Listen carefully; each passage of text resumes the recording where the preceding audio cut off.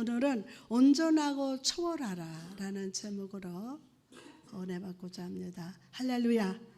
겨울의 입김이 가을의 나무잎을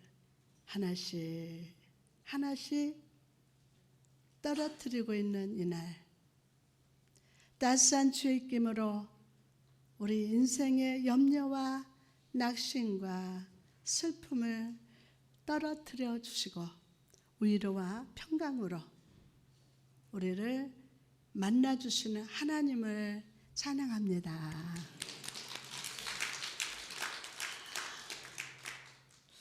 오늘 이 말씀이 여러분의 삶의 은혜가 되고 그 은혜가 마음속에 작용하고 역사해서 말씀대로 살아가라고 결심하는 순종의 능력이 되기를 주님의 이름으로 축복합니다. 아브라함과 사라에게 새 이름을 주신 하나님께서는 그들에게 이삭을 주실 것을 약속하셨어요. 동시에 중요한 명령을 주셨는데 하나님의 선택받은 백성으로서 할례를 행하라는 것입니다. 할례를 행하라. 그럼 이 주님의 명령 앞에서 아브라함은 어떻게 반응했습니까? 본문 23절을 보니까 이에 아브라함이 하나님이 자기에게 말씀하신 대로 이날에 그 아들 이스마엘과 집에서 태어난 모든 자와 돈으로 산 모든 자 곧 아브라함의 집 사람 중 모든 남자를 데려다가 그 포피를 베었으니 아멘. 말씀하신 대로라는 단어를 보십시오. 말씀하신 대로. 이 말은 히브리어로 카세루라고 되어 있는데 하나님의 말씀하신 그대로 완전히 동일하게 한치의 어긋남도 없이 순종했다는 것을 의미합니다. 또한 이날에라고 되어 있는 것을 보시기 바랍니다. 아브라함의 순종은 철저한 순종일 뿐만 아니라 즉각적인 순종이었음을 보여주고 있습니다. 즉각적인.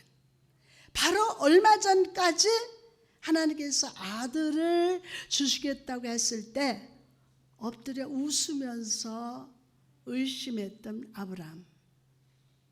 그는 이제 의심하는 자 아브라함에서 믿는 자 아브라함이 되었습니다.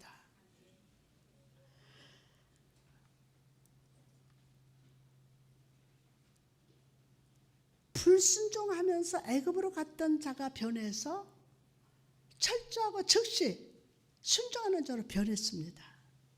여러분, 믿음의 조상 아브라함의 후손인 우리도 하나님을 온전히 믿는 믿음 안에서 철저하고 즉시 순종하는 삶을 살아야 할 줄 믿습니다. 또한 아브라함의 집에 속한 모든 사람, 아브라함의 아들 이스마엘을 포함해서 이방에서 온 모든 남자 종들까지 할례를 받았습니다. 이것은 하나님 앞에 순종하는 데 있어서는 어떤 예외도 없어야 함을 보여줍니다. 어떤 예외도. 여러분, 죄에서 자유를 주시고 성도의 이름을 주신 하나님께 감사합시다. 유일한 감사예요. 그래서 제가 항상 부르는 죄짐 맡은 우리 구주 어찌 좋은 친구인지 아무것도 두려워 말라 주 나의 하나님이 지켜주신다. 죄에서 자유를 주시고 성도의 이름을 주신 하나님께 날마다 감사해야 돼요. 여러분, 우리는 내 공로나 내 노력이 아닌 오직 예수 그리스도의 공로로 나는 새로운 피조물이 되었습니다. 우리는 이 새로운 본질, 하나님의 거룩한 씨를 가진 자로서의 삶이 달라야 합니다. 성경 속의 나사로를 한번 떠올려주시기 바랍니다. 그는 죽었습니다.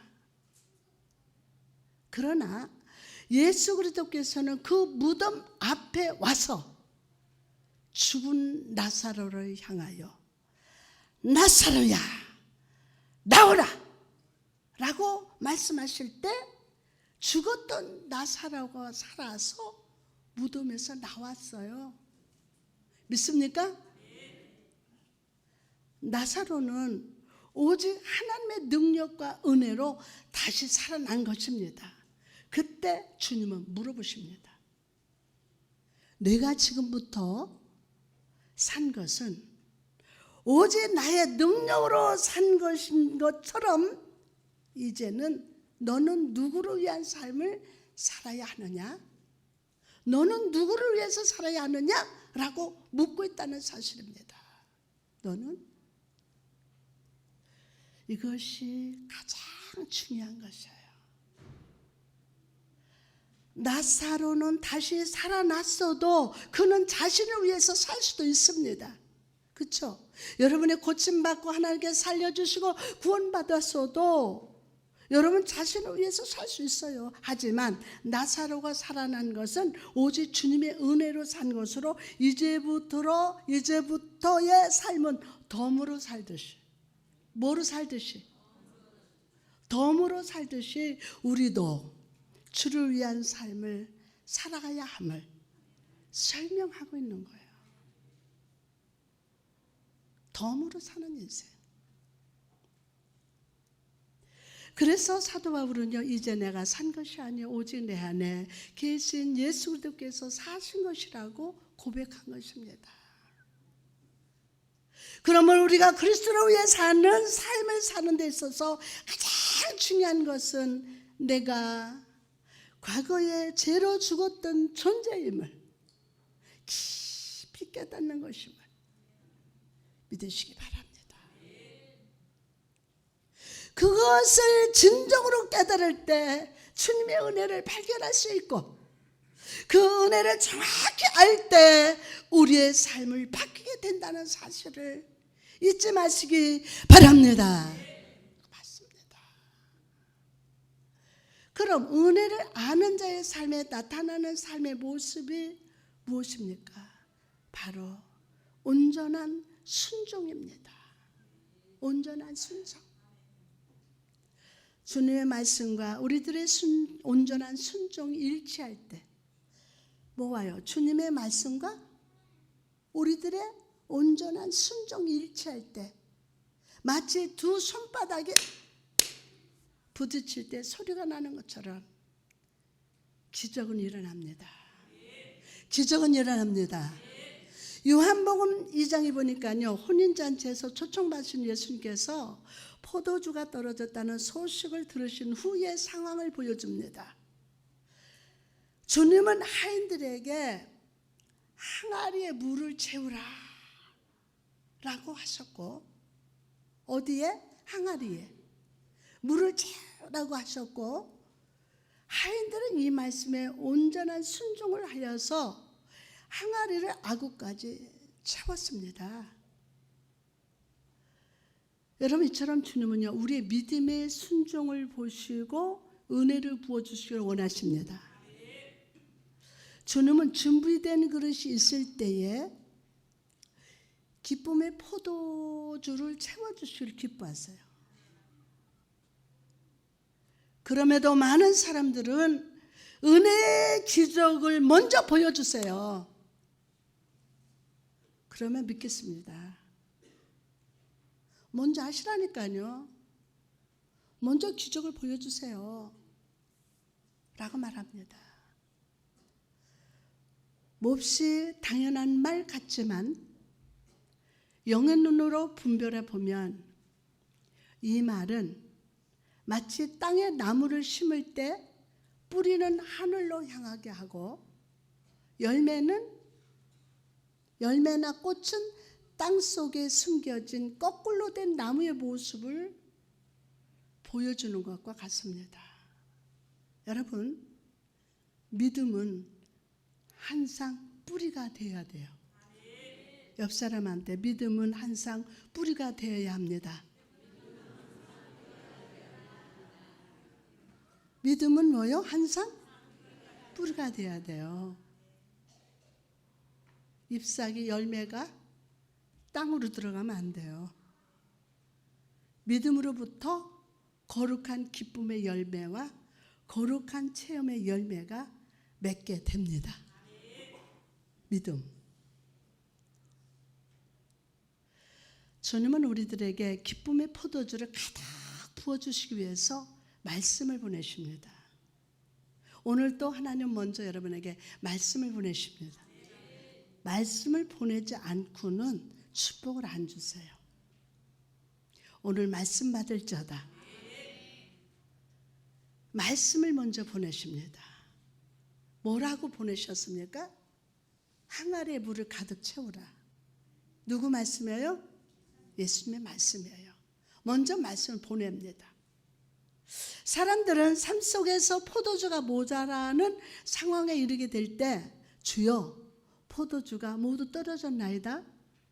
우리의 기쁨이 모두 사라지고 말았나이다. 우리에게 기쁨을 주소서라고 부르짖습니다. 주님은 여러분의 이런 간청을 들으시고 흔쾌히 응답하십니다.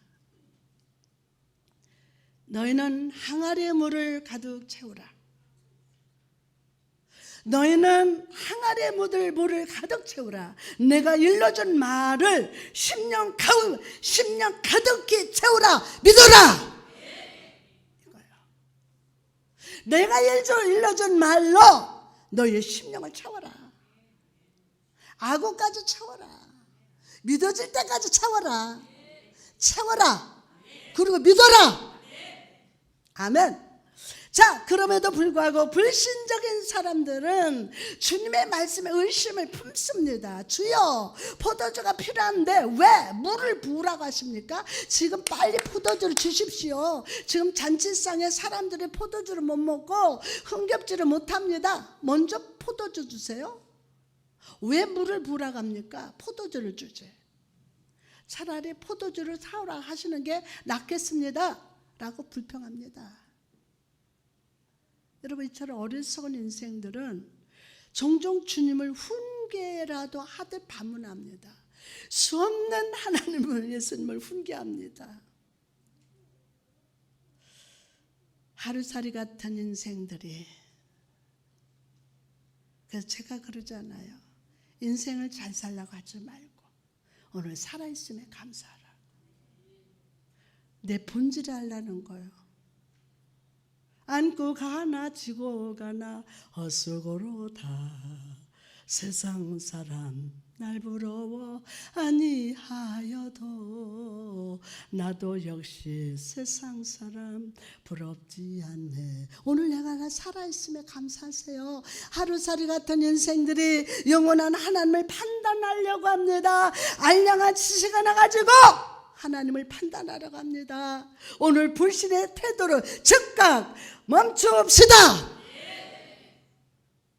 사울 왕을 보십시오. 그가 처음 왕이 되었을 때 그는 작은 자였습니다. 사무엘이 그에게 기름을 붓고자 할 때 사울이 뭐라고 말하고 있습니까?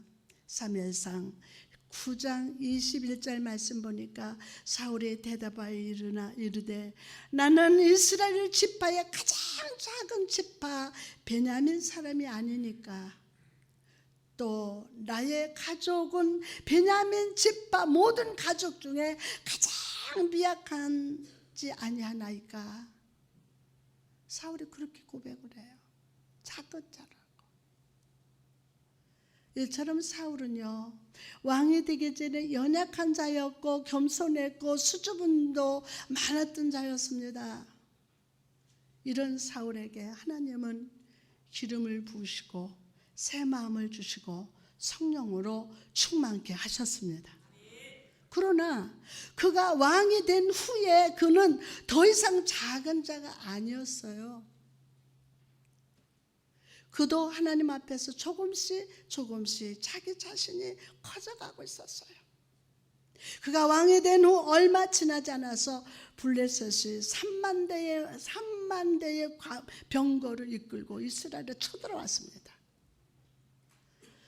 만약 사울이 하나님을 의지했다면 그는 하나님의 때를 기다려야 했어요. 만사의 때가 있나니 조금만 더 기다려라. 하나님을 의지했다면 그는 하나님 때를 기다려야 했어요. 그러나 너무 조급한 나머지 제사장만 드릴 수 있는 제사를 자기가 행하는 어리석은 행동을 하게 됩니다. 조급한 나머지. 조급이 어디서 왔을까요? 조급함, 불안함. 하나님 신뢰하지 못하는 거예요. 사무엘상 13장 10절에서 13절 보니까 범죄 드리기를 마치자 사무엘이 온지라. 사울이 나가 맞으며 무난함에 사무엘이 돼 왕이 행하신 것이 무엇이냐?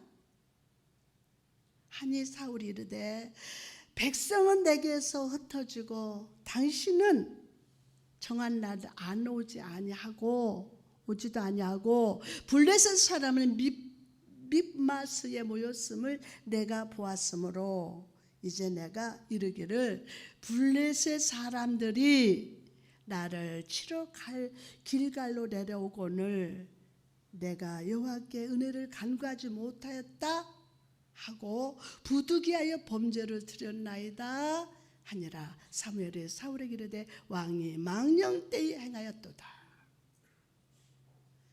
왕이 망령 때에 행하였도다. 그분은 전능하신 하나님이셔요.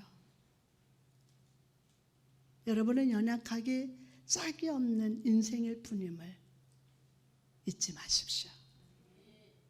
이 시간 우리는 부득이 불순종하던 행동을 멈추고 불신의 입술을 닫고 성령의 음성에 귀를 기릅시다. 아멘. 요한복음 2장 5절에 보니까 너희가 무슨 말씀을 하시든지 그대로 해라. 무슨 말씀이라는 말 속에는 나의 생각이나 감정을 쉽게 받아들일 수 없는 말씀이 담겨 있을 수도 있습니다. 논리적으로 납득이 안 되는 말씀일 수도 있어요. 그죠?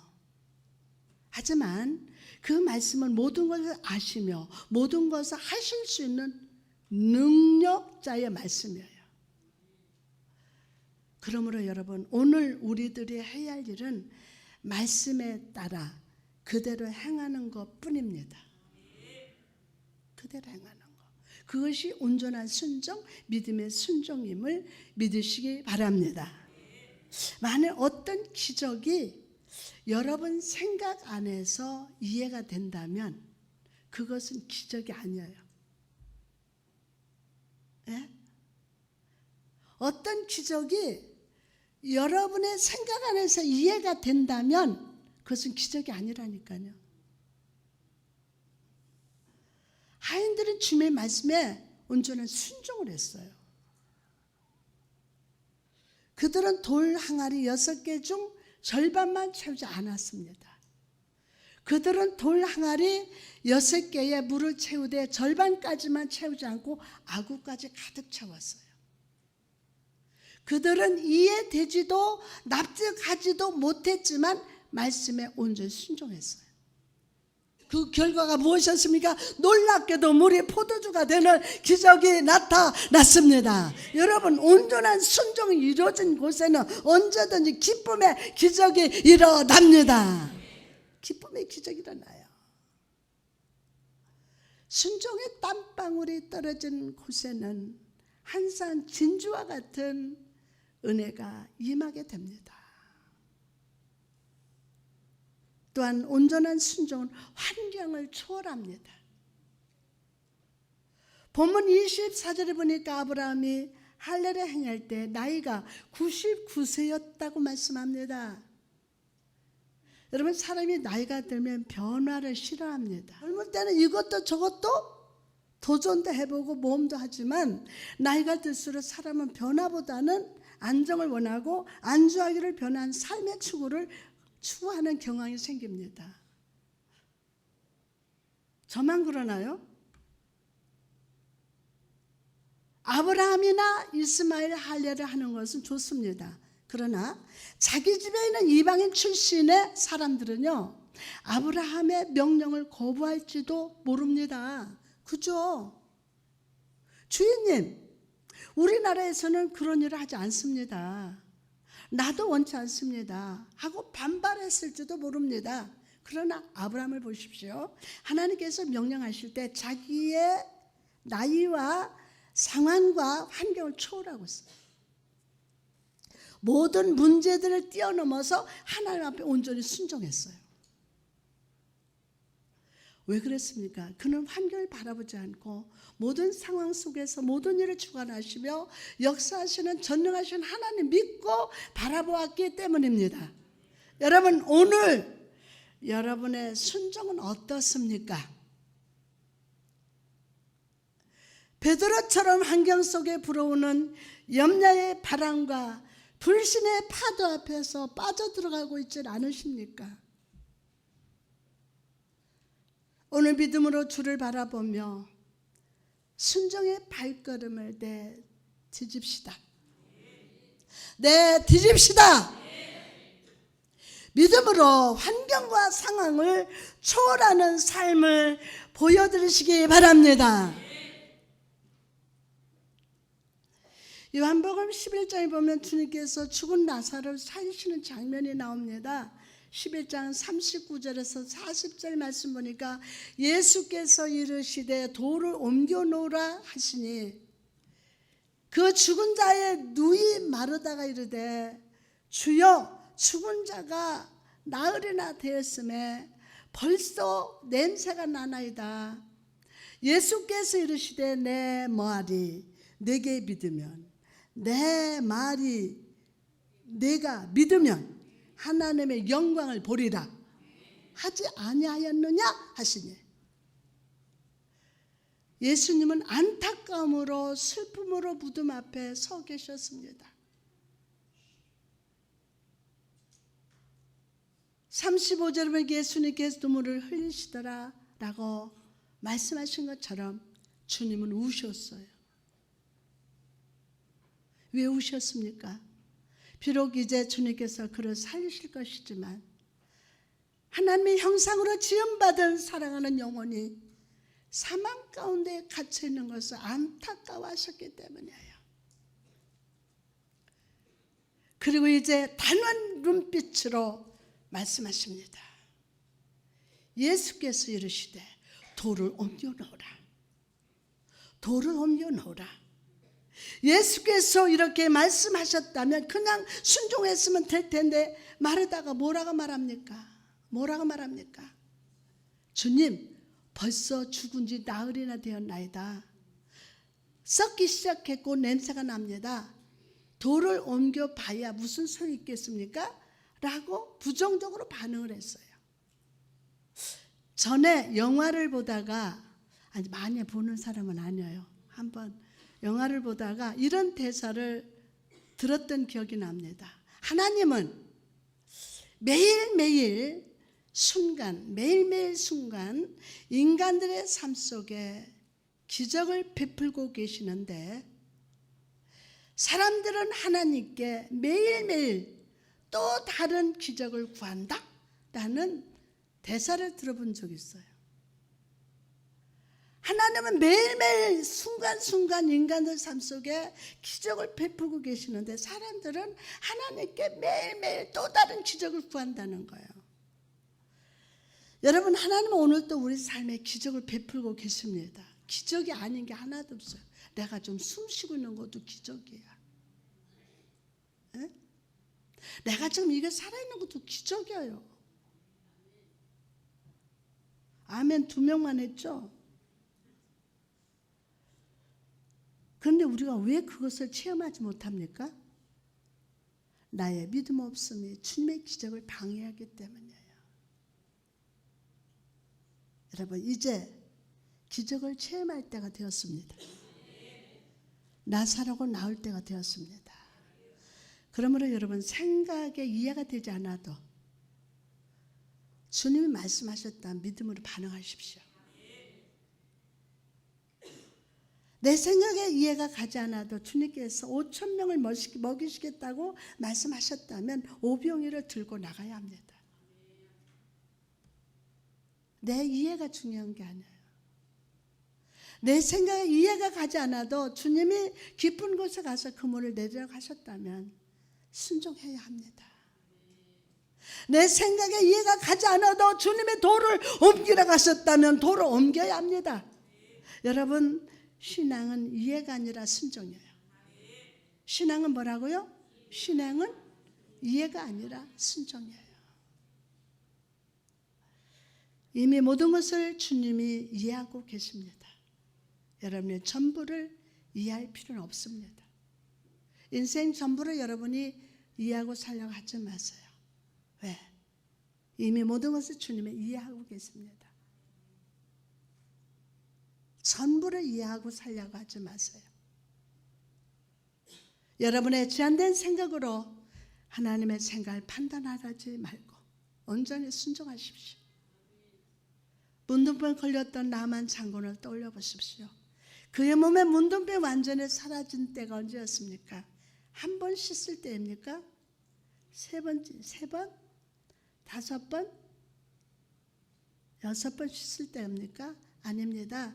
7번 씻고 나왔을 때 그의 몸이 완전히 치유함을 얻었습니다. 우리의 순종도 마찬가지입니다. 우리의 순종이 하나님 앞에서 의로운 것이 되기 위해서는 100% 완전한 순종을 하나님께 올려드려야 합니다. 여러분이 이해하고 여러분이 내 지식으로 이해가 되는 거 아닙니다.